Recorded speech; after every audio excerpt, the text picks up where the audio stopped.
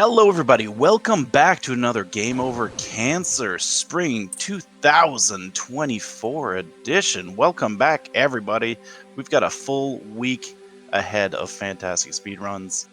But first, I need to make sure that we tested the program, but somebody beat me to it, and that's ProPiece, sending a $20 US donation saying, testing the program. So thank you, ProPiece.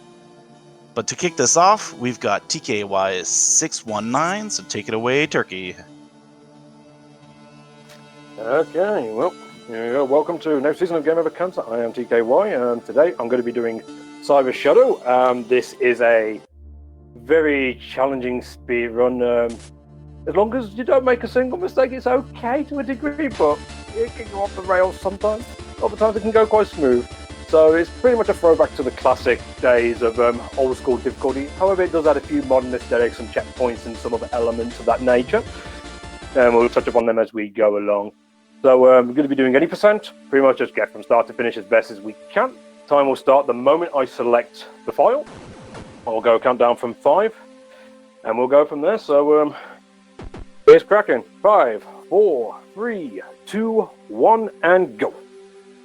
Alright, so pretty much this game, the speedrun itself, it comes into two halves effectively. The front half follows more technical platforming, cycle-based techniques. The second half is going to be more chaotical speed. Well, chaotic speed is probably the best word. Chaotical, I don't know what that word means, but there we go. So pretty much straight away early doors, it's pretty much just running to the side, jumping to maneuver. There is one little thing I am trying to get, a simple thing called kickies. It's pretty much as when you jump right off the edge and you get that little splash of like white pixels shoot out. That basically just pushes you forward just ever so slightly, saves about 3 frames of time. So over the course of a run, it's only a couple of seconds really, but you know, every little helps as the speed run goes. Into chapter 1, the geothermal party commences. So again, this is pretty much just getting you started and getting things going off the board. Most of this is pretty much just run and slash and trying to get as many kickies as I can. Just hitting any of these capsules as I go along, just to get this game's version of currency known as Essence. As mentioned, there are a few modern aesthetics to this type of game where checkpoints do have purchasable items or refills, if we choose to use them.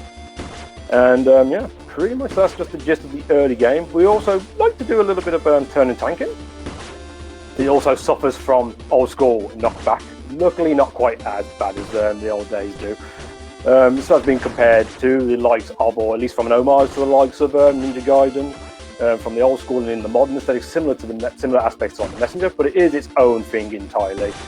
And it's, as I mentioned, it is a challenging game in general, not just as a speed run. But other than that, yeah, we're pretty much just rolling forward, and we'll be going for quite early on one of the hardest cycles to hit within the run, called Zero Cycle. Simply just get one additional cycle to involve a bunch of ledge grab techniques in order to actually be able to try and reach the cycle before it falls out in this next room. So we'll see what happens here. I'm not banking on it, but you know, it's always worth a shot.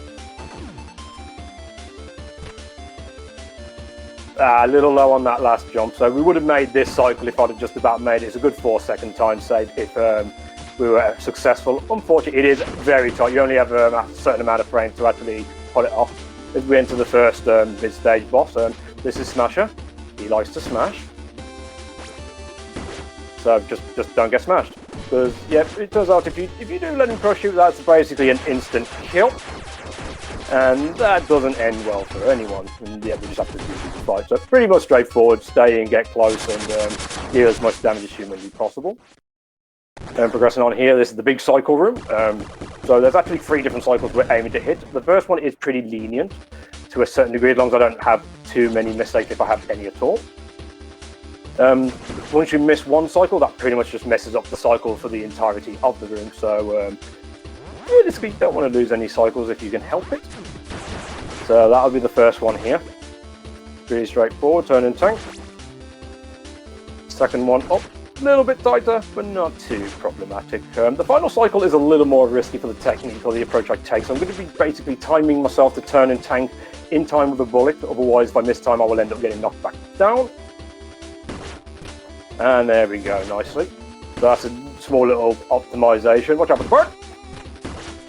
And one more ledge grab before we end this chapter. So ledge grabbing, effectively, you're able to just about reach single tile ledges by turning at it at the right moment. Just pushes your hitbox slightly off to actually reach a ledge. Only available on 60 Hz.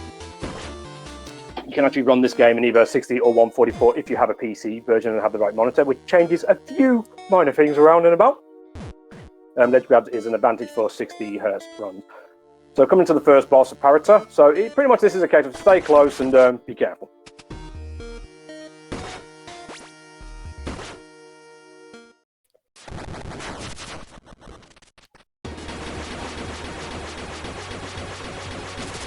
And that'll do it. Right, so as I say, it's pretty much stay close in quarters within a couple of intentional hits that enables me to maneuver with him more effectively to get optimal damage. And pretty much, yeah, you can just about get the kill before he jumps in the air. Failure to do so, but you can just about clip his toes, but it's not very easy. So once he gets in the air, that's when you start to bleed a little bit of time. So SP has now become available as we obtain Shuriken. As it says, use SP to use certain abilities. As we start with Shuriken, it throws a Shuriken. Quite useful for the very start of Chapter 2, where we need it to actually just cross over this gap, otherwise say hello to spikes. And there'll be many more abilities that we will get as we go through the course of this run. All abilities have an SP version and an SP-less. In Shuriken's case, it's like a Limp Shuriken, which pretty much turns you, in Street Fighter terminology, we'll just say turns you from having a Ryu Hadouken to a Dantebiki Hadouken. Not really worth it. So, other than that, this is the trash chapter, we generally call it, because a lot of trash compactors going on. Again, mostly just cycle-based stuff going on here. Coming up to the big bug room, want to follow a certain pattern to be able to take it down quickly.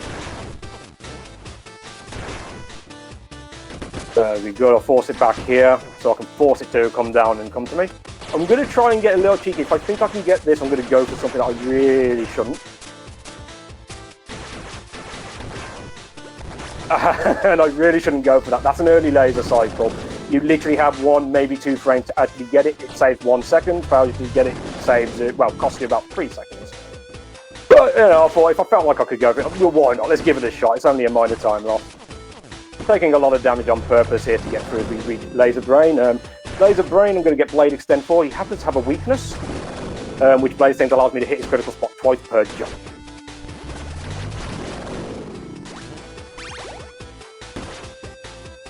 And perfect fight. Cool. So, Blade Extend, as I mentioned, it does give you the opportunity to actually hit his critical point twice instead of once, as the Blade Extend gives us a little bit of additional distance. And for some reason, this was kind of found by accident, but as it turns out, when you deal heavy damage to him and you get him past a certain health threshold before his first scripted attack happens, he just gives up. He just literally gives up and he just doesn't attack you, and that's it. He just sits there waiting for you to finish the fight. So that kind of helped us out quite a bit. And now we have an auto-scroller. Be careful for everything, otherwise, you know, any spike will send you right back, and I think the auto-scroller is roughly a minute long, so it's quite a bit of a detriment if you do get caught up in it. Other than that, I would say I could talk a little bit about what's about to come up, but if there's a quick donation or two that you've got queued up, I know it's still early, but you never know, then this would be a good time to fit 1 or 2 in. No new donations yet, but I will take at this moment to talk about the prizes that are available to be had. So for a $5 donation, you get put into for a draw, or sorry, a minimum of $5 donation puts you into a draw for the Prince of Persia: The Lost Crown key for the PC. Also have a chance of winning a Street Fighter 6 key, as well as art by one of the members of the community, Parlnog. Nice prizes there. So, right, next up. This is Trash Cycle Advantage. I'm going to try and go for double Trash Cycle Advantage here, which is, I mean, going for the cycle itself pretty much means doing this entire room very much on point. It's to meet a certain cycle right at the end. Even if I keep myself on the pathway, it doesn't mean I am guaranteed to get it, because if I'm on the pathway, I'll have a chance to get 2 cycles ahead. However, I need to effectively jump off of a trash block mid-air, and I have already lost the cycle. I was not fast enough, so I'm going to have to revert back to an older single trash block technique, hopefully. So I'll give this a shot and see what happens. And there we go, got it. So that's a single trash jump advantage there.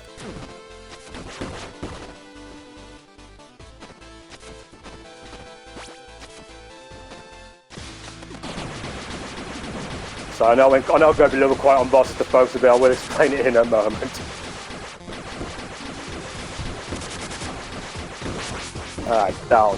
So, if I'd have gotten the original cycle correctly, I would have had the chance to get 2 cycles ahead. Unfortunately, because I missed it, I fell back to an old school 1 cycle advantage, which still gives a 3 to 4 second time save versus a 6 for double trash. But as for Scrambler's kind of more of the same in the sense of the boss fight from what we had with the Parrota. Pretty much staying close. He will always follow the same pattern as long as you take the same movement and an offense. So you keep the count of your strikes. The only real little addition to it versus any of the other fights was a short hop, where pretty much if I do a sword slash, a jump, and a tap back in a certain sequencing, I'm able to maneuver myself backwards away from him slightly without actually changing my trajectory, direction, and point. So I'm able to keep the force forward offense going, and then the rest is just it's just keeping account of my sword slash, so I know when to jump and maneuver towards him to take advantage. And we got Rising Fire for the end of that. So that's an upward slash. When you have SP, it will enable you to fire off 3 projectiles going vertical up, which actually is very useful on a number of different bosses. As we now carry on anyway with Chapter 3. So Chapter 3 pretty much takes everything from the first 2 chapters from his speed perspective and puts them to the test. This room is pretty much ledge grabbing, turn and tank to keep the cycle in motion, and hopefully I will make sure I'll get to it without taking a hit. Now, I did actually skip a health, which I really shouldn't have done for a marathon, really, but, you know, I took a little chance. So this very much means I'm tanking damage specifically, so I'll be down to 1 health. If I make a mistake, I will basically take a death. I'm pretty confident. Oh, okay. I was confident until I made that slight error, so just a slight delay there just to make sure I don't fall back down. Now I'm going to go for one of my favourite personal techniques, early swag. So the swag blade is basically like a swag star, but on a piece of string. I picked this up here at this point, so you can take an advantage by getting a quicker boss kill coming up, but getting it this early eliminates any SP RNG positions. However, this pretty much means now I have to maneuver in a certain way to ensure that I keep the blade exactly where I want it. The moment I make any misstep, the blade will slightly veer. In some cases, it's very minor and can easily be adjusted for. Other cases, it can just get a little bit out of sync, and then it just becomes awkward to manipulate. Fortunately, I only need to do it for this room and one other room, and then the rest of the chapter is just a case of just trying to hold on to it and make sure I don't lose it. Otherwise, I'll have to repurchase it, and that will basically take away a safety when it comes to cash position. Right, up and ledge grab. I'll keep the blade in where I want it, and boom. Right, there is a small backup here if I let the blade go too high. I think I'm good there, yep. Otherwise I could give up 1 SP before I reach the Hunter Tank boss fight. So this is the main reason why we wanted the swag blade early. We can pick it up just before the boss. I chose to pick it up early, as I mentioned, for eliminating SP RNG. This will help speed this boss fight up by about 5 seconds versus the original. And pretty much all you want to do is just maneuver the blade. 1, 2, 3, 4, 5 Rising Fire breaks the core. Swap the blade over once, bring it to the center, and down he goes. Watch out for those bullets. Okay, they look like they're going vertical. If one of those bullets decides to veer, it tends to just flow in your way, and with the colored background, it becomes very hard to see, and it's quite easy to get yourself sniped. Another ledge grab there, and good SP drops there, so we can take advantage of shurikens. Just gonna watch out for that guy there, throw a shuriken into this, get some cash flow, and we will be good on that front. So pretty much for the most of this chapter, I'm just gonna be kind of just running flow through. The blade, I am kind of manipulating the blade by this point, but it's really unnecessary, because you can just pretty much take things out in a general. So hopefully we get a little snipe. There we go, so that gets that boss, so that eliminates any random factor of bullet spread. We can take out both of those with no concern there. A little early there, missed the edge grab that we can usually get there. Look at that, that's fine. Ooh, and I've got to dry mouth, because I'm talking too much. Pretty much how this goes. And then, yeah, the rest of the chapter is kind of just going forward before we reach our actual stage boss. I'll take an intentional tank hit here just to keep forward momentum. I can afford to take at least 1 hit and not be too concerned about my blade, simply because, again, the old strategy for the chapter would actually be you pick up the swag blade just before this stage's actual boss fight, or boss stage. So you have no risks whatsoever. Oh, hello, that's early. You don't tend to have any risks of potentially losing the blade and having to repurchase it mid-stage. So, and that will be the Biohunter. Biohunter spends most of his first phase in the air, pretty much, which is why you want the swag blade for that fight. And that will actually just basically means we can just take him out before he really gets out of control, or just constantly losing time as a result of him staying in the air. And we can't really hit him otherwise. As long as the position everything right, I'll have the blade exactly where I want it at every point of this battle, and he'll basically be down in phase 1 somewhere just on the left-hand side.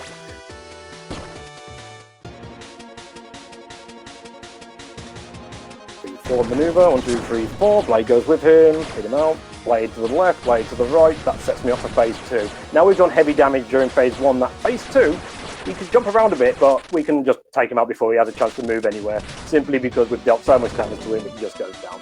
Small little bit of manipulation of the blade again to position it where I want to destroy the capsule just a little bit quicker to get this chapter's ability, or one of this chapter's ability, Airstrike, which is opponents. With SP, it has a surface area electrical field for damage. It also has an additional advantage of doing a quick stab, which pretty much just for a couple of spots in the run, nice vertical speed, all is good. But other than that, it's effectively a DuckTales pogo, if make any kind of comparison. But we're not fully done with the Swag Blade. Unfortunately, got some points on it, but there is still one more nice little time save coming up. Usually when I get through this next section, you're supposed to climb back out and hit a bomb. And for it to explode, you've got to wait for that bomb to explode. As long as the blade stays in the right place, we hit the bomb early like so, that will explode. So when we climb out, just saves you for about 4 seconds having to wait for it. And we get one of these nice little shrines to challenge us. Just get a drink while I get done. So there's a couple of these shrines that usually is basically sort of like a test yourself kind of set piece to earn the right to obtain your next ability. This is the monkey shrine. The challenge is to race the monkey to the top. Monkey, as long as I don't go absolutely silly, monkey is basically free.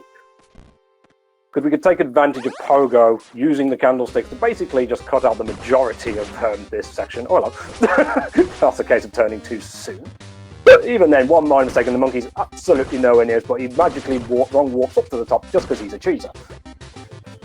And that gives us the wall grab, or the wall slide. So pretty much this allows us to basically slide on a wall slide, as well as kick off of walls, which will allow us to get back out of here and actually reach the next chapter. Do you have a quick moment for me to interrupt with some donations? Yeah, go for it. All right. So when I said we had no donations before, the community made me a liar because we've got 6 new donations since then.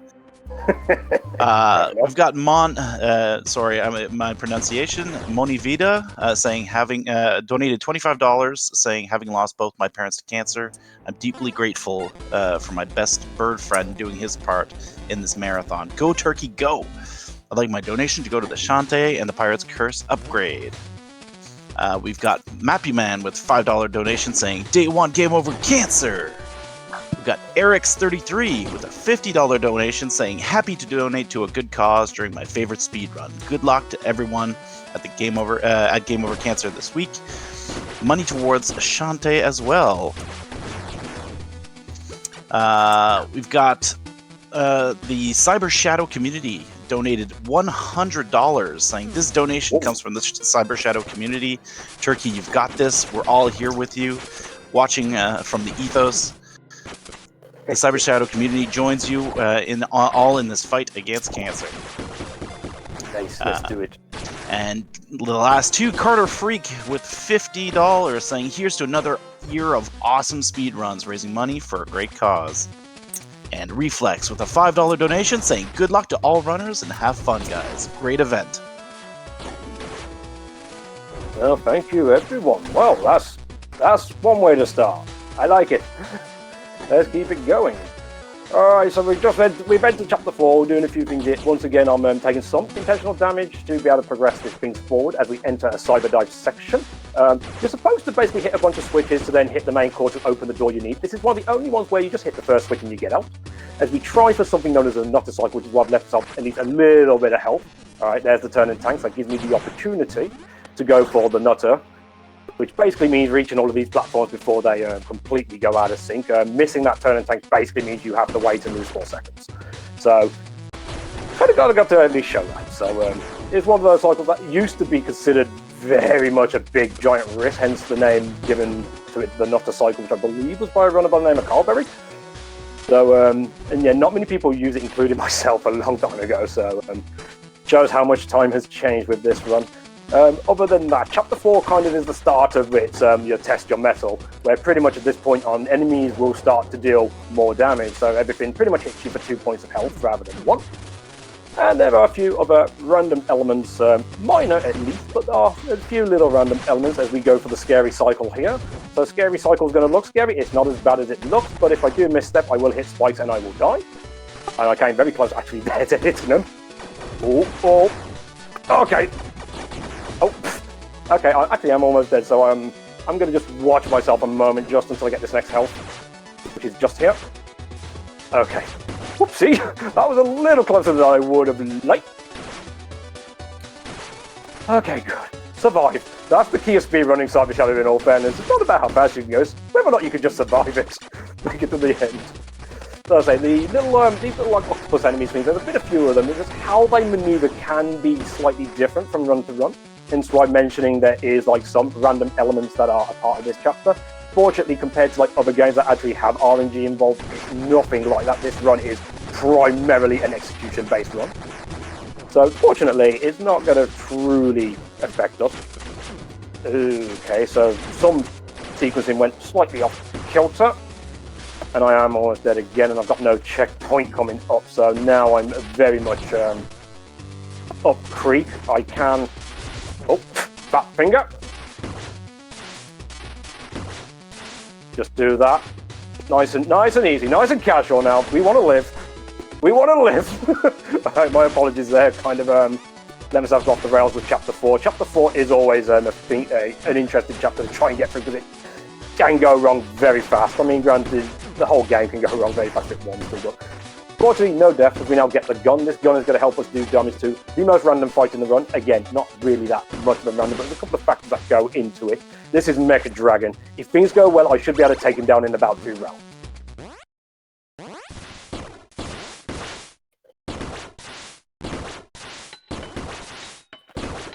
So that's phase 1. He chooses to go for a swoop. The quicker version of what he can do. He can do dives as well. Spawn to that side. Oh. I'm not really too sure why I fell through the floor there, so that was a little weird. Finally, ready to me going down, so it's going to do dive again. Okay, I'll take a 3-rounder. Obviously, 2-rounder is more optimal, but given how that fight can affect, I mean, those turrets in the air, they can maneuver slightly different. He can choose which side he enters the field on. He can do dives or swoops. There are a few manipulations we can do to help the fight, but unfortunately, there are some factors that just we can't do too much about. We just have to just work with how we do. Speaking of which, welcome to the Final Fantasy Crystal and the Warriors of Light. Pretty much, we just want to beat the living jeebus out of this crystal. These guys will spawn slightly randomly. They're being generous right now. Fortunately, as they choose to spawn the Warriors of Light, it does damage to the crystal itself, so it actually helps progress the fight quicker and effective. Fortunately, they didn't spawn too erratic, that's also another random factor. Depends on which way they spawn out the crystal, it will tell me whether or not they're going to top corners or to the far sides, and we can get any far sides, so that's very good. Not complaining about that. So, 1 RNG, and execution went a little wrong, 1 RNG went pretty nice, so I'll take that as a win. Okay, so I am going to regenerate the gun. Fortunately, I can do that right here as I've already purchased it. So the thing at this point now is the gun becomes much more important as we go through, because it's going to be a key part of trying to get a couple of time saves that altogether is about 40-odd seconds, I believe. So I'd rather not lose the gun, but it's also going to help throughout portions of the next chapter. So hopefully I don't lose it. And when I mentioned about losing it, something I haven't actually touched upon, every upgradable weapon or pickup you get from anything, wow, that was just bad luck there. But yeah, anything you pick up from a checkpoint like that, whether it's the gun, the swag blade and whatnot, they have 3 points of health each. And of course, if you take 3 hits, you lose that weapon. Right, so this is Vessel Defense. He's pretty straightforward usually. Get a shot in, he's going to have these 6 orbs, just destroy them all. Bit of damage. Oh, turned around, so I might get hit again here. Oh, got away with it. Had a little bit of unfortunate there. I got too close to the wall, so I actually grabbed them vertically. That was a risk when you're going tight in with him. But that's a good advantage where Rising Fire is very advantageous, because you get the 2 points of damage from your upgraded sword, which is something we got from destroying the crystal, which I forgot to mention, so oopsie on my part. Plus, 3 points of damage from 1 point for each of the Rising Fire flames. So close quarters Rising Fire just destroys vessel defense pretty nicely. Now we get the parry. So I'm going to do another Street Fighter reference. So referencing this time Street Fighter First Strike. It kind of works in the kink of that, except now it's pretty much just projectiles. You can't parry just enemies in front of you. So it's parrying projectiles. And we can use those projectiles to strike back to actually deal more damage to certain enemies, specifically boss fights. And it's pretty much going to be the source of the majority of the boss kills from this point on. Yeah, so hopefully parry likes us, and I like parry. Other than that, again, the main key element of Chapter 5 is simply just do your best to try and keep the gun as it enables you to save time in 2 separate parts. Other than that, again, I don't really have much to speak of for this chapter outside of getting ahead of myself, so if you've got anything else to fit in, feel free to do so. Absolutely. We got another $5 donation from the Cyber Shadow community saying that they forgot to mention that we wanted to add our donation to the Shantae and the Pirates Garrison incentive. So here's an additional donation. So we added both of those towards the Shantae. That means that donation is now, or that incentive is now only $20 away from being met. The people want more turkey. Now that is a sentence I never thought I'd ever hear in my but there you go. Apparently the people have spoken. So, well, at least I know a week in advance that I might prepare for ADM points. I'm pretty sure that's going to get met at this stage. So fair enough. Oh dear. Don't get touched. Okay. Just making sure I don't get myself destroyed at this point. So I'm approaching the first skip. So basically all it is the gun just enables me to hit the switch at the opposite end of where you're supposed to hit it. And I don't have to, in this first one, I don't have to go up and around. So hopefully time up, jump, and yank. Gun hits the switch, and we get through to go for Dean's Box Theory, the mad scientist of the community. Pretty much the crazy man who's come up with it was trying to figure out some really crazy stuff. But effectively the theory goes as thus. Alpha here spawns in when you enter this area and exit back out. And it takes like the edges of the arena from like the roof to these edges to the left. There's another one on the right. And once you enter this imaginary box, that triggers one trigger. Once you exit the box, that tells the game to trigger Alpha. However, if you happen to grip the wall and just let your toes dip into the box and kick straight out, that forces him to spawn, saving you a good 5 seconds. So that's very kind of him. That's very kind of Alpha to do that, and very kind of the madman himself. Alright, so other than that, it's pretty much keep going forward and try not to take any damage, because the next boss fight is one of my personal favourites to try and execute. But I am going to be basically in his face throughout the duration of the fight. So that'll be Alpha. We will be actually taking him on in an actual battle. The concern is, to get the optimal fight, you're pretty much going to be going for parrying. And as I'm right in his face, I could easily miss on the parry and he gets me. So, fingers crossed.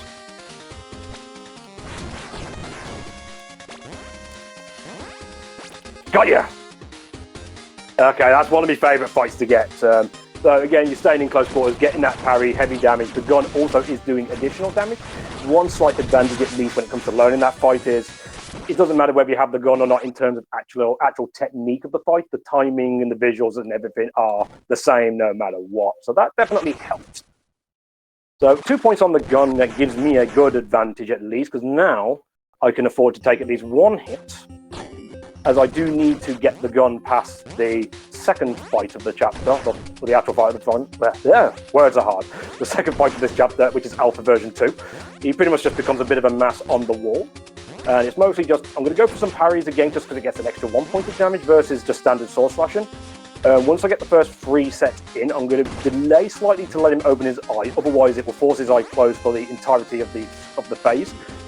2 sets of jumps, or probably might do a 3rd set of jumps to take an intentional hit on the gun, and then just go for pogo straps finish.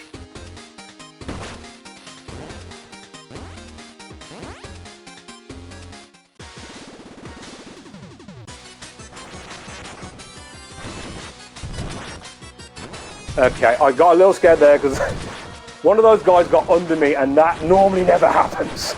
So I was a bit worried I was going to lose the gun, so I took that ability. Unfortunately, not quite the quick kill that we want, because we should have been able to get him before the eye closed, but still, pretty much right there, so we're with it. So at least we get the secondary skip, which saves us just going up and over. We just come across to the right, open that up, and we enter the Falcon Shrine, where we pretty much just take out this bit of mass, and that gives us one of our final abilities. And it's a good one. Oh. It's a good one if I can actually get it open. The dash. So now this is where the run goes from technical platforming to chaotic speed. So dashing in and of itself is, of course, faster, but that gives us access to dash slashing, which pretty much, in conjunction with SP, makes us fly quite a bit. So, yeah, again, two variants of that. There's SP versus SP-less. So SP will just keep the dash chained as well as getting a longer variant of dash versus a non-dash one. But this is where SP management becomes vital throughout the majority of the run, or throughout the remainder of the run. And I'll basically be taking advantage of this to pretty much just speed everything up from this point. Oh, wow, that was an early pogo. Interesting. Okay. Well, okay, the gun's gone good. I mean, for me anyway, the gun's gone because I can't practice it on console properly, but there are techniques with the gun in the next chapter and part of chapter 7, which is faster. Unfortunately, I'm not going to be able to show them off because I have no means to properly practice it. So I like to get rid of the guns. It does mess me up for a boss fight. So chapter 6. So chapter 6 has alarm systems. We don't care for them. So we actually do trigger a good amount of them to take advantage of the extra enemies that it spawns to actually be able to just get through it a bit quicker. Using rapid dash technique there, which is basically cancelling out of your initial dash with another dash.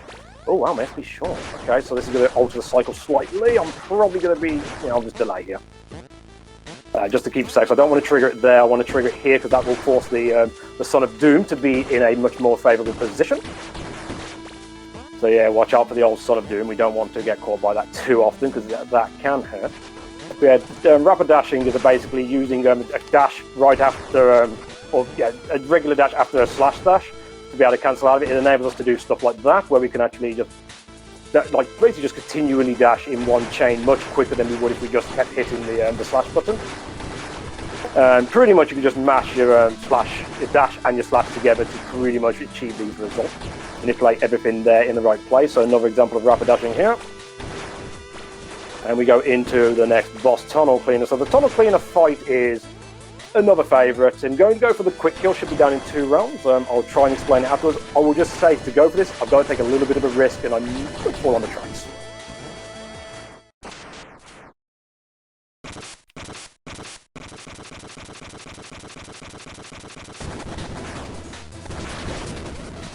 Can I just take a quick moment for another donation? Yeah, go for it. Well, the Server Shadow community has spoken and donated another $20, saying, "Let's get the incentive. Give us more turkey." Well, at least I know what run I'm practicing for after this. Made my life easier. Thank you, Server Shadow community. I like it. Yep. So with that, the Shantae and the Nice. Pirate's Curse has been upgraded to ADM Pirate Mode with no out of bounds. Nice. Well, thank you very much, everyone. If an incentive like that was able to raise money for charity, yeah, I am never going to complain at things like that. Oh, hello! Okay, so that was an unfortunate aspect. That's called full extend. So pretty much because I hit the enemy right at the tip of my blade. Oh, hello. Okay, everything's gone off rails here. It's all gone off rails. I don't know what's happening. Okay, sorry. Things went really off the rails there. Give me a moment just to try and reposition it all back. At least I don't want to take a doom. I've already took 1 death. I was hoping to get this deathless, but unfortunately got a bit of a miss on my part. Okay, I think I should be okay. So pretty much this is the Streets of Rage chapter. I generally call it simply because of the music. Very good music throughout this entire run. And pretty much the main issue with the first part is those knock-knocks, the doors. Other than that, the rest of the chapter can get a little tight and risky. As you can see, I'm having a few issues here, but I'm still going to take the risk because, why not? Let's go crazy. Skip a checkpoint, so if I do take a death right now, I'm going to go back a little bit, which I'm not going to be happy about, but, let's take some chances. Beauty with this run, at least, although you can lose quite a bit of time from taking death. Fortunately, the run itself cannot be overall killed unless you just give up. So that's quite fortunate for us. So unfortunately, I've gone too far ahead in chapter 7 to really explain too much more else of what I've got. So I'll just continue from where I am. So pretty much from this point on, from the moment we got the dash, the main sub-weapon we want is what I've currently just picked up now. Luckily we have a freebie to pick up, the SP dispenser, and it literally does exactly what it says on the tin. It will keep continuously dispensing SP to me, so we can use that to our advantage to be able to actually do certain routes, as long as we can keep it at least, do certain rooms with additional dash techniques that we wouldn't otherwise be able to do if we didn't have it. Otherwise we'd just be short of SP, and that just sends us very much down very much a horrible path that no one wants to go down in this run in general, because yeah, as mentioned, it's just one of those runs where as soon as you start having things go slightly wrong, it gets off the rails and things can really go downhill from that point onwards. So pretty much just trying to keep it exactly on the path that you want it is pretty much optimal. Then again, that goes for any run, I guess, to be fair. Oh, hello, Vicky. Okay, that'll do. Few little hiccups, but we're fine, we're fine. That was the second cyber dive, that one we actually have to do fully, so, you know, that's okay, that's okay. Right, now I've collected myself a little bit, I can actually continue with talking about the run instead of just being a panicked mess over here. So we're pretty much at the end of chapter 7, but we have one more shrine. Before we got all of our upgrades at this point, not quite. We have all of the upgrades in general, but now these upgrades will get upgraded at the Dragon Shrine, so everything gets a charged variant to it. So in the case of like Shuriken, can become an explosive kunai, the dash will have a shadow dash guy behind you, airstrike will give you an additional surface area strike. But you also get a double jump, which funnily enough, when you dash slash into enemies, you get your double jump back. So if you have a chain of enemies, you can actually just be continuous with it, which is going to get to show, hopefully, at the start of the next chapter. I think I also forgot to mention something else that we do take advantage of with dash slashing into enemies for the kill. If you dash slash into an enemy and kill them, or dash slash into like a crate for, which would usually have health or anything of the sort, and it destroys, you're guaranteed to get an SP in return. So that way we can manage our SP even better by doing it. So chapter 8 is where now literally things are going to get even more crazy. Hopefully. Hopefully I don't take too many dashes. Explosive kunai breaks the crate. Oh, okay, a bit early on my dash, so should hopefully set up right here. I got up to the top floor, good. Then take advantage of all of our abilities. So yeah, literally everything comes together now at this point on, and this is the true test of the run, getting the final set of chapters completed without hopefully suffering too much doom and gloom. Everything is positioned as I want, so nice quick dash, quick downward pro going across. Fortunately, we know where the cycles are going to be, and we can just take advantage of that. So we've got one more, I believe this is the final cyber dive we've come up to. So this is to activate that bike we just ran past. Part of the bike is called Exo. I don't remember the name myself properly. And it's a bit of a sentient being. I haven't really touched on the story because I don't remember much of the story, if I'm perfectly honest. Unfortunately, I've been around it for the last 3 years. I kind of forgot the actual lore. So I apologise that I'm not really talking about that side of things. But basically, Esco is part of our clan. It was part of our ninja clan, and things went wrong, and the master went missing or was about to die. Her father, Progen, wants to take him down. Unfortunately, this is a very bad explanation of it, so I will stop trying to give lore here. We just know we activate the bike, and now we hit an auto-scroller. And the only other thing that I did was I completely depleted my SP as I have the dispenser, because it has a bit of a weird property where, for some reason, when you're in an auto-scroller section, or you're in a section basically where you cannot use SP because you're not on a section where it forces it, if you have an SP dispenser but you do not have a full SP meter, the dispenser will try and dispense you SP, but it's no point because you can't use SP. So instead, it does the next best thing: money. So it's free money, and yeah, we'll take it. And it's just again, just learn the section, don't die. And yeah, so as it is an auto scroller, again, I will pass over if you've got anything you'd like to get through either donations or event media otherwise. All right, no additional donations yet, but I just want to thank everybody here for being here. We are collecting money here for the Canadian Cancer Society, and everybody's attendance is appreciated.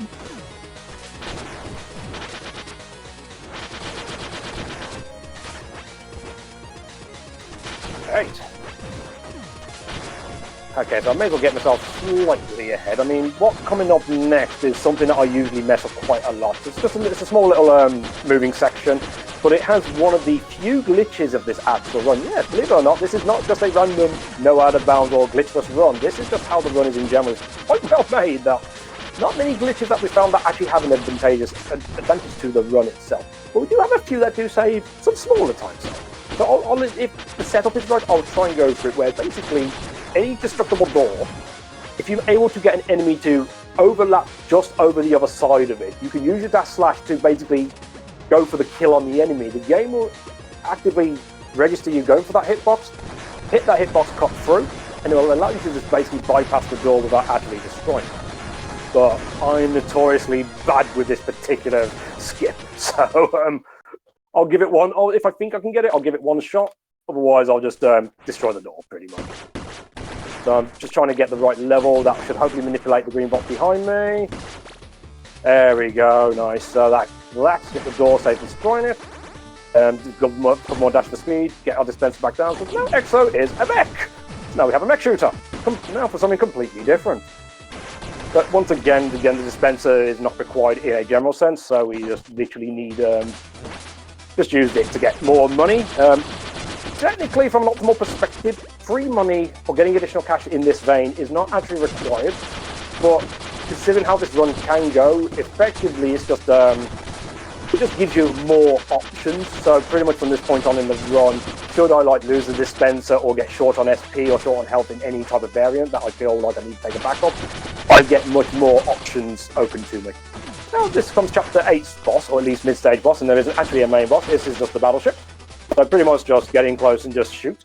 Fortunately, as long as we take the same movement, we will know exactly where it is at all times, where it's going to spawn. There is a couple of different setups you can do for this, but pretty much as long as you just learn one of the patterns, you'll know exactly where he's going to be at all times. And that pretty much takes him down and out. And we get on, and we're pretty much almost done with the mech, and then it'll be back to just pure Cyber Shadow madness, and hopefully survivability. Again, considering I'm I probably should take a safety. I mean, this run, I feel like it's gone pretty well, so if something does go slightly wrong in the next bit, I will take a bit of the time loss, but it's not going to affect the estimate, we'll be fine. So I'm going to kind of go for it in the way I normally would, which I wouldn't really recommend, because basically, once we get to the end of this section, it's going to put us in a state where we basically have 1 health. As I have extra cash, I could pick up a health refill intentionally, save myself on that, or I could take an intentional death on an enemy to get myself some health back for the next section, because it's a pretty risky section. I'm just going to go for it, because, you know, why not? For the loss. Fortunately, yeah, I think it's a good 40-second loss if I do mess it up, but you know what, why not? Let's put on a show. Let's give it at least one shot.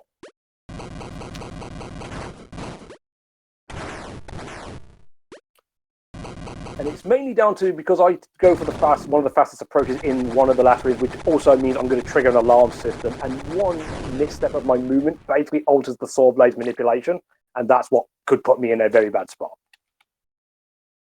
So I'll just go quiet for a moment whilst I hopefully don't die straight away.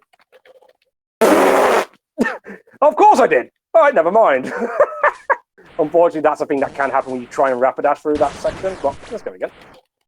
Okay, the game says I don't want to rapid dash, so let's forget it. Oh, apparently I don't want the dispenser, so apparently I'm going to actually just do this again just on 1 HP for the hell of it. Unfortunately, I don't have the dispenser, which now actually, I don't know if I'm actually going to be able to... Oh, wow, my dash didn't trigger. Okay, the game is basically telling me I should not get cheeky. So, alright. Let's just do this the old way then, because that's not going well. I was confident, not so much now.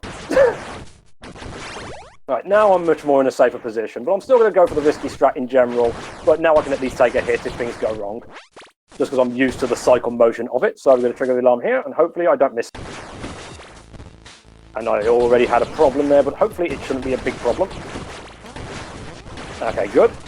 And we are safe now. Most of this is pretty much just trying to best the cycles as best as I can. Time it here, I'm just about... Oh, just a bit too early there, whoops. I was going to try and time it so I didn't actually trigger the alarm there. Unfortunately, now I'm getting a bit beaten up. This is now Cyber Shadow doing what Cyber Shadow loves to do. And unfortunately, it's just a part of speed running. It does tend to have a habit of when things start to go wrong, it literally you just get caught in a cycle of doom and gloom, which is something I was hoping to avoid, but hopefully it won't stay for too long. Pretty much just a small manipulation there where I actually took a pogo instead of a dash, just positions one of the bot enemies in a more favourable position for me to actually get the finish. And hopefully I can just keep this dispenser to go for the dispenser strat in chapter 9. Down. Okay, game did not run, so I'm going to just slightly delay here so I don't risk it. Okay.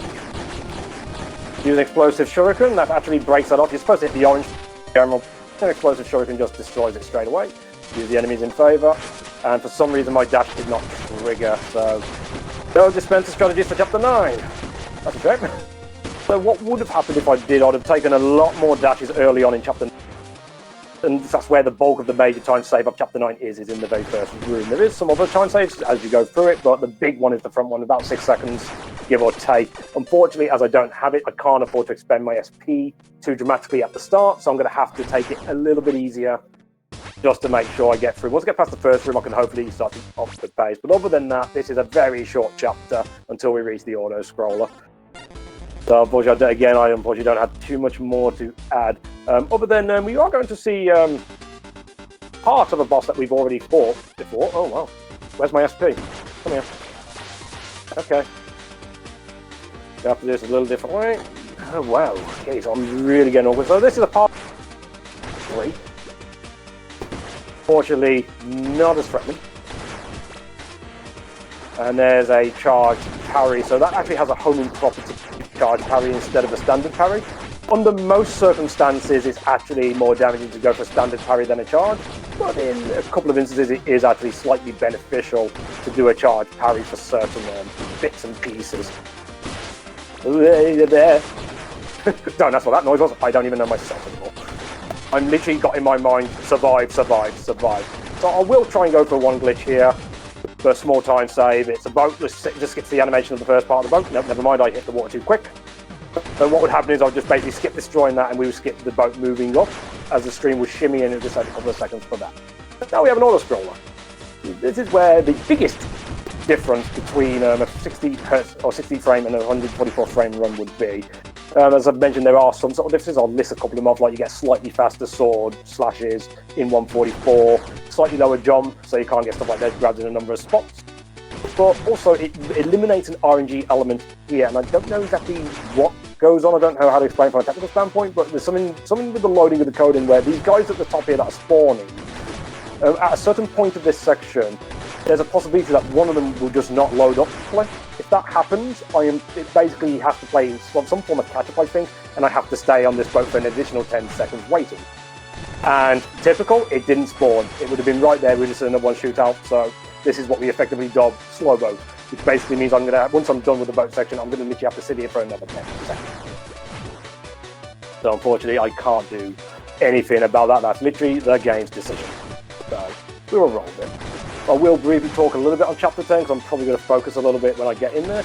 I'm going to try and go for one more final glitch known as the double dash. If successful, it will skip the very first boss of the chapter, Combinatron. And effectively, it's basically when landing with a charge dash, if you land within like a frame or two, I think, of landing on the ground, you can effectively get 2 dashes in a row, one frame after the other, which will actually allow you enough speed to bypass a flame pillar that would force you into the fight. So first I'll see if I get it, and if I don't, then I'll probably look at explaining Combinatron a little more. Never mind. So unfortunately didn't quite get it, so we're going to have to take on Combinatron. And I'm not having a very good day with him. So bad, unfortunately, he got a heal off, so I will just take a Doom and we'll just go for the Combinatron skip again. Okay, second time's a charm. That's better, double parry. Okay, that's what I wanted. Effectively, Combinatron is a combination of just constant slashing and throwing the rising fire in. When he fires those rockets off, there's a tight window to be able to get what's known as the double parry. So getting one parry either side, and then you can just hit them back for heavy damage. As we now enter Chapter 10 properly, as we try to make a sandwich. Pretty much a double technique, or double pro strat used from myself and Rojutsu, a fellow runner, where we pretty much take a fall down here, hit across, that's the roll. And then we go for that turkey villain. And we should be able to best the flame cycle there. And go. So let's end this chapter strong. I will keep a little bit of focus for the meantime. Also go for it. There isn't too much I can talk about until I get to the next boss. So if you've got a quick donation or quick bit of things to fit in, now's a good time.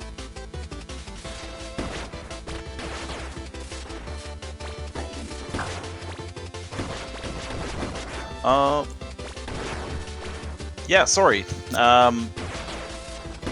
new donations, but I do want to quickly mention some of the additional incentives that we have coming up. So we clearly blown the Shantae one out of the water, but we have 5 other ones that we can do. So tomorrow we've got Super Metroid Save or Kill the Animals. For day 3 we've got Mark Davis, the Fishing Master. We upgraded to Max Fish mode. Day 5 Hard Corpse Uprising. We add the Final Fantasy VII OST instead. Mega Man Extreme 2 on day 6. We upgrade that to 100% Extreme. And on day 7, Super Castlevania 4 upgraded to Whip only. Alright, on to Spider Round.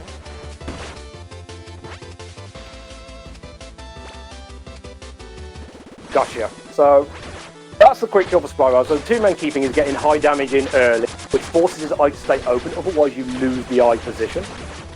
Oh, apparently this wasn't quite right. Damn it. Okay, so there's one other factor that we try and do, which is why I took an intentional delay at one point in the fight. There's a door that's scrolling in the background constantly throughout this fight. As the fight speeds up, the more damage you deal. So I'm trying to get the kill out at a particular moment, so I'm able to actually get a quick door. I thought I actually got it there, to be honest, but it seemed I was just a little bit too late, and unfortunately that means we have to wait even longer for the door. Okay, that was interesting. The bot was not where he should have been as we go for the climb, so this is the final last real bit of movement in the run. The first room is where the major movement is. The next 2 rooms are not as bad. Pretty much you just... Oh, what's going on? Where's my SP? Okay, this is awkward. Okay, reset. We go one more time. Third time's a charm, as they say. Okay, that's unfortunate. Up stage, and 1, 2. What on earth is actually... I'm a little bit confused now, because I'm not too sure why. The enemies are not going to where they are supposed to be. Usually this is relatively consistent, as long as you take the same line, so let's go delay here a little bit just to be certain of it. Okay, there we go. My apologies there. We've got here a bit longer. That's part of the danger of that room. And, oh, okay. So we want to get it in one realistically for the most part, which is... But that's mainly because those purple bots, they like to not necessarily home in your position, but they like to predict your trajectory and just get in your way. So if you mess up any part of it and they get in the way a bit, you could be here a while. Okay, so we're actually on to the final trilogy of boss fights here. So we're going to see a Parachav one more time. So this time he's going to go much simpler because we can actually take advantage of our dash slashing here. Score heavy damage, rising fire into position. Okay, so we're going to get other side lasers. I can throw an extra SP rising fire in there. Then he go down pretty quick. And now we have the actual final boss, Progen. So there's 2 phases to Progen. Phase 1, I'm going to use some rising fire. I'm going to try and get a manipulated parry in, so I can get him down in 2.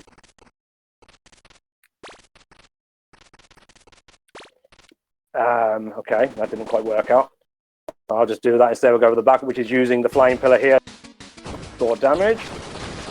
And I've already lost the dispenser. This is awkward now, so I'm going to have to literally go old school. I can't do this fight the original way. Because I need the dispenser to do what we normally do in this fight. So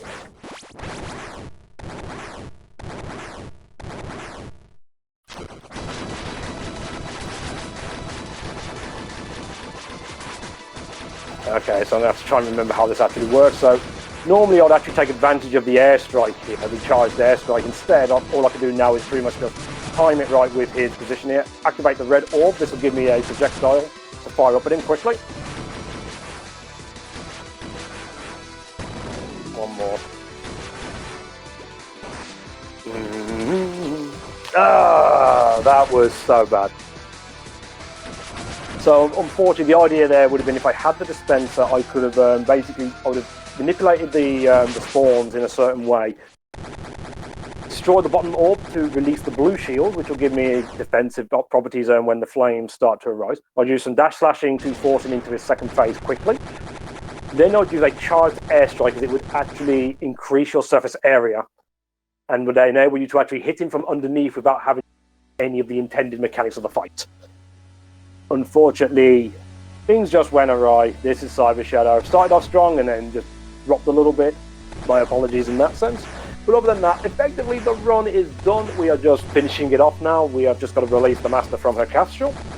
And pretty much at that point, once we release her, the screen will fade to black. That will be time. So I'll get down there. There'll be 4 capsules I'll need to hit 2 either side. There is a very small risk of something if I really mess up, which I shouldn't do, especially when I don't have SP now. But if you happen to hit 2 of those switches on the same frame, the game will register it as 1, and that will effectively soft lock the run. Just as one little added bit of info.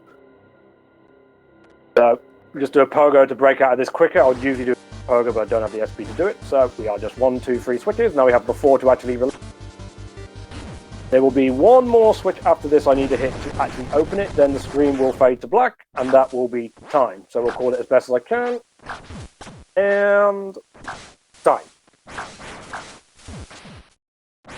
Whew.